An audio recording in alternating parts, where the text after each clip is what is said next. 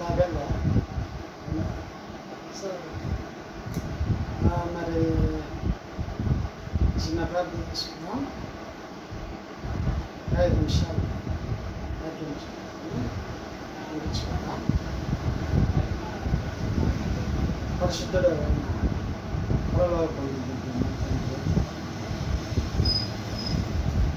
కృతజ్ఞతా స్థితిని చెల్లించుచున్నా.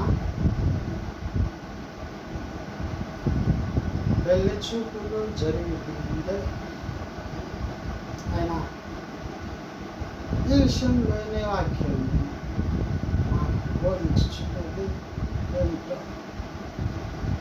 వివాహమును గురించిన సర్వ సత్య సందేశం ఉపదేశించింది. పరిశుద్ధాత్మను పంపండి, మేమందరం సత్య స్వార్థాల్లో పాల్గొంటున్నాం. మా వినికిడిలో లేఖన నెరవేర్పులు లేఖనాలను మీరు స్వతంత్రించు. దేవుని చిత్తానుసారంగా ముందుకు యేసు క్రీస్తు నామమున ప్రార్థించుచున్నాను. ఆమేన్. దేవుని స్తోత్రం.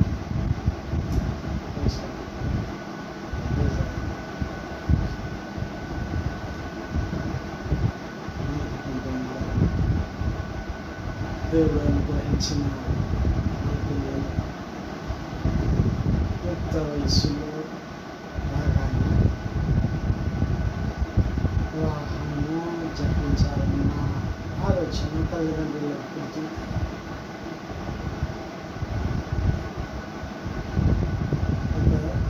దేవుని వాక్యం నుండి మనం నేర్చుకోవాల్సిన పాఠాలు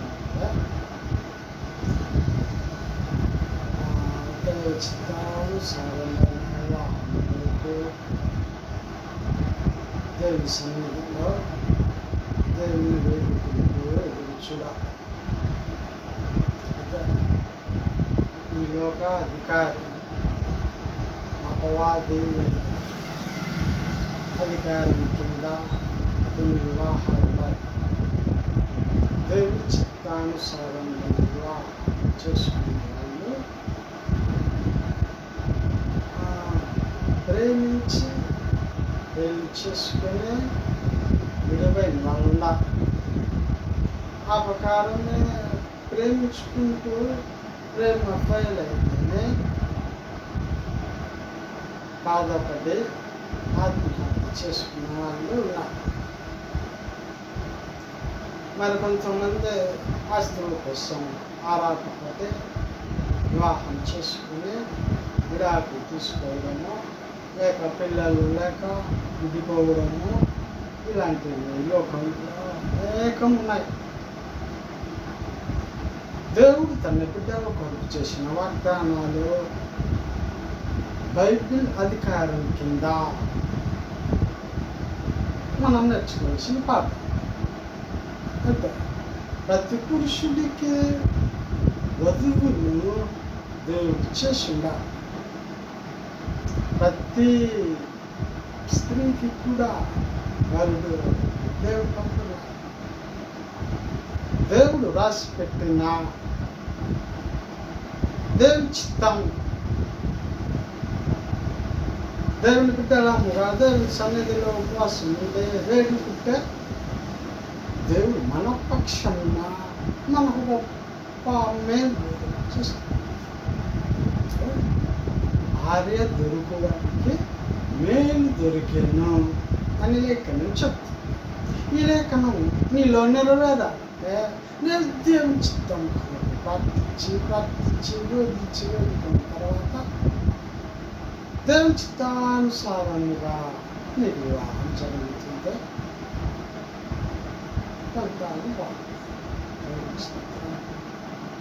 వివాహ దాంపత్య జీవితమును దేవుడు ప్రేమించి దేవుని దృష్టిలో చాలా గొప్ప దేవుని స్తోత్రం. కానీ ప్రేమనటువంటి వారు ద్వారా నీ కొరకు దాచించిన మేలు నీ కొరకు దేవుడు పంపి ఉన్నాడు. వివాహం చేసుకుని పిల్లలు కానీ ప్రేమిస్తాం అలాగా ప్రార్థన లేకుండా ఆస్తి కోసం ఆరాటపడుతుంది. మనవంతులం కాకుండా జీవితం అనాపేక్ష లేని రాగానే ప్రభు సన్నిధిలో ప్రార్థన జరిగితే నచ్చింది. అంటే అనాపేక్ష కలిగి దేవుని విడుతాడు. ఇందులో ఆ ధనాపేక్ష మనకు దేవునికి అడ్డుబండ.